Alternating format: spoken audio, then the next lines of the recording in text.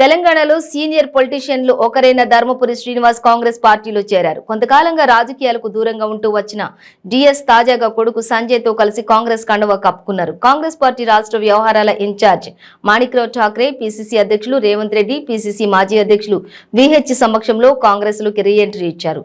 ఈ సందర్భంగా ఆదివారం ఉదయం నాటకీయ పరిణామాలు చోటు చేసుకున్నాయి. తొలుత పెద్ద కొడుకు సంజయ్ తో కలిసి డిఎస్ కాంగ్రెస్ పార్టీలో చేరుతున్నారని ప్రచారం జరిగింది. దీనిని డిఎస్ ఖండించారు. తన కొడుకు సంజయ్ కాంగ్రెస్ లో చేరుతున్నాడని, తాను మాత్రం బీఆర్ఎస్ లోనే కొనసాగుతున్నానని ఓ లేఖ విడుదల చేశారు. తన ఇద్దరు కొడుకుల్లో ఒకరు కాంగ్రెస్ లో, మరొకరు బీజేపీలో ఉంటూ తెలంగాణ అభివృద్ధి కోసం పాటుపడుతున్నారని తెలిపారు. ఆదివారం ఉదయం డిఎస్ గాంధీ భవన్ కు చేరుకున్నారు.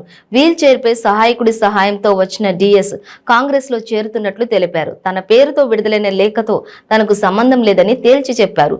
గాంధీ భవన్ లో AICC Telangana incharge Manikrao Thakre, PCC అధ్యక్షులు రేవంత్ రెడ్డి, పిసిసి మాజీ అధ్యక్షులు వి హనుమంతరావుల సమక్షంలో డిఎస్ కాంగ్రెస్ పార్టీలో చేరారు. డిఎస్ తో పాటు మేడ్చల్ సత్యనారాయణకు ఠాక్రే కండువా కప్పి కాంగ్రెస్ లోకి ఆహ్వానించారు.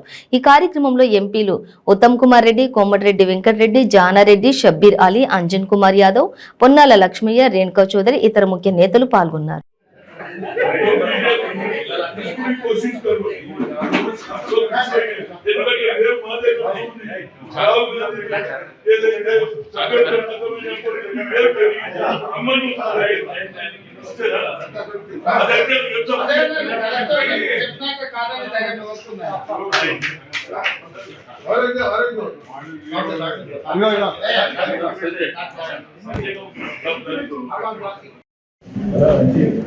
Even Pranabukherjee said that I mean, they won't bring the Kumar's